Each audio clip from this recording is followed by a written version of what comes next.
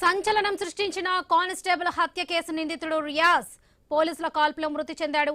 నిజామాబాద్ ఆసుపత్రిలో కాల్పులు జరిగాయి. ఓ కానిస్టేబుల్ నుంచి గన్ లాక్కునేందుకు రియాజ్ యత్నించాడు.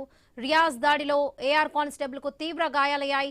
పారిపోయేందుకు ప్రయత్నించిన రియాజ్ పై పోలీసులు కాల్పులు జరిగాయి. నిన్న రియాజ్ ను పోలీసులు అదుపులోకి తీసుకున్నారు. ఓ యువకుడితో ఘర్షణలో అతడికి గాయాలయ్యాయి. ఆసుపత్రిలో చికిత్స పొందుతూ తప్పించుకునే యత్నం చేశాడు. ఇక పోలీస్ పైన దాడికి దిగి కాల్పులో మృతి చెందాడు.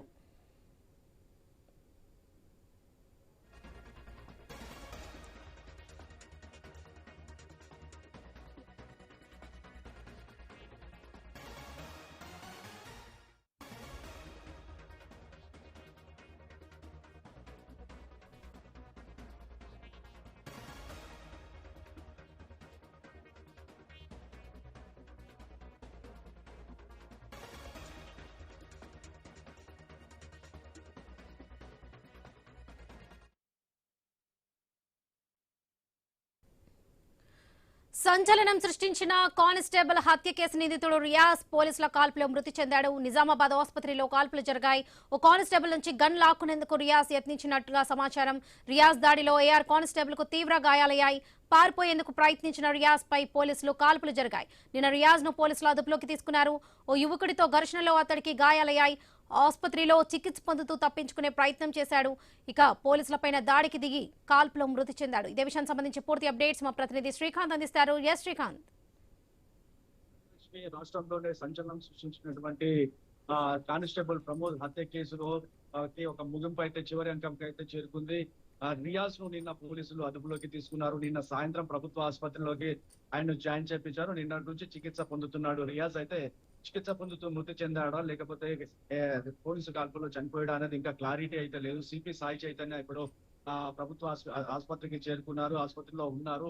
సిపి సాయి చైతన్య బయటకు వచ్చిన తర్వాత ఆయన చెప్పిన దాని ప్రకారం అసలు ఏం జరిగింది, ఎట్లా జరిగింది అనేది ఒక స్పష్టత అయితే రానుంది. కానీ రియాజ్ నిన్న సాయంత్రం నుంచి అయితే ఇక్కడ చికిత్స పొందుతున్నాడు. అయితే నిన్న అతను పెనుగులాటలో ఎవరైతే అతన్ని దొరకబట్టేటువంటి క్రమంలో ఇంకో అతను ఉన్నాడో అతని పైన కత్తిపోట్లు జరిగాయి. ఆ పెనుగులాటలో రియాజ్ కూడా చాలా తీవ్రంగా గాయాలైనట్టు కూడా తెలుస్తోంది. అందుకే పోలీసులు అతన్ని ప్రభుత్వ ఆసుపత్రిలో చేర్చారు. అసలు రియాజ్ కి ఎక్కడెక్కడ గాయాలయ్యాయి ఏంటి అనేది కూడా తెలియని పరిస్థితి. అంటే ఎక్కువగా ఫేస్ పైన అలాగే కింది భాగాల్లో అతనికి గాయాలైనట్టుగా తెలుస్తోంది.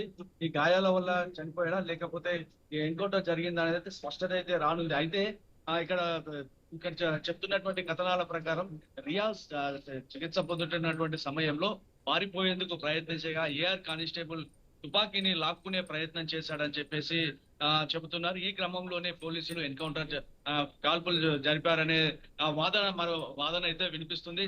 స్పష్టత అయితే సిపి బయటికి రాగానే స్పష్టత ఏందో తెలుస్తుంది. అయితే నిన్నటి నుంచి ఇదంతా ఒక ఉత్కంఠ వాతావరణం అయితే నెలకొంది నిజామాబాద్ నగరంలో. ఇక్కడ జరుగుతున్నటువంటి సంఘటనలు ఎప్పటికప్పుడు పోలీసులు పూర్తిగా ఈ ఆసుపత్రిని చుట్టుముట్టి ఉన్నారు. అయితే ఇవాళ ఉదయం 11:30-12 గంటల ప్రాంతంలో ఈ వార్త బయటికి వచ్చింది. ఇంకా రియాజ్ చనిపోయినట్టుగా సిపి సాయి చైతన్య అయితే ఇప్పటి వరకు చెప్పలేదు, ఇంకా మీడియా ముందుకు రాలేదు.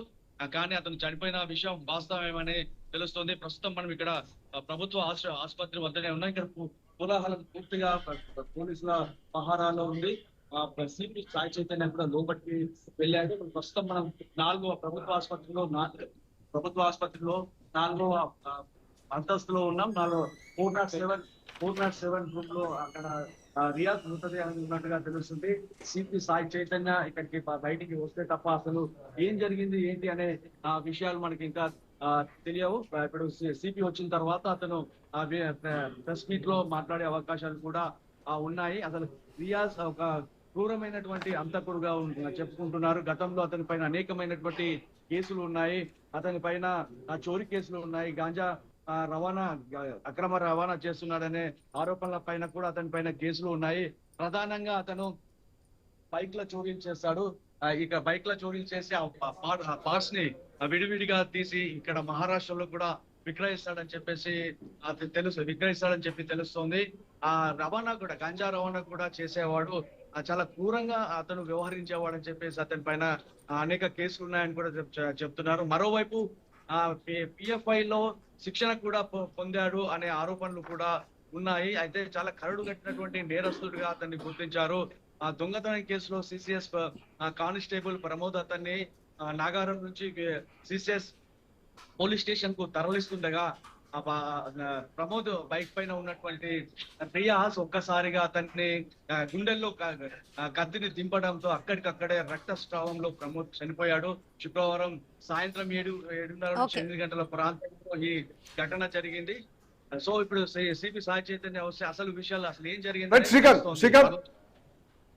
శ్రీకాంత్ అనేది చాలా సంచలనం సృష్టించినటువంటి కేసు అని చెప్పాలి. ఒక కానిస్టేబుల్ ని అదుపులోకి తీసుకొని వెళ్తుంటేనే చాకుతో పొడిచి చంపడం, మర్డర్ చేయడం అంటే ఇంత కరుడు కట్టినటువంటి దొంగను అర్థమైంది. ఆ తర్వాత 2 రోజులు ఒక వెహికల్ చోరీ చేసినటువంటి వెహికల్ తో 2 రోజులు తప్పించుకొని తిరగడం, పోలీసులు కూడా ఛేదించి పట్టించుకోవడం, అంటే ఈ ఎపిసోడ్ మొత్తం నిన్ననే ఎన్కౌంటర్ చేశారన్నటువంటి ఆరోపణలు కూడా వినిపించాయి.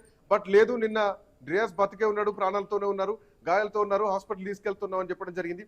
అండ్ ఇప్పుడు డీజీపీ కూడా దీనిపైన రెస్పాండ్ అయ్యారు. తెలంగాణ డీజీపీ పోలీసుల ఏఆర్ కానిస్టేబుల్ గన్ తీసుకొని కాల్చేటువంటి ప్రయత్నం చేశారు. అదే జరిగితే అక్కడ చాలా ప్రాణాలు కోల్పోయి అందుకే కాల్ చంపాల్సినటువంటి పరిస్థితి వచ్చిందని చెప్పేసి డీజీపీ కూడా హైదరాబాద్ నుంచి కన్ఫర్మ్ చేసినట్టుగా తెలుస్తోంది. సో అక్కడటువంటి పరిస్థితి, ఎందుకంటే అక్కడ చాలా మంది పేషెంట్స్ ఉంటా ఉంటారు.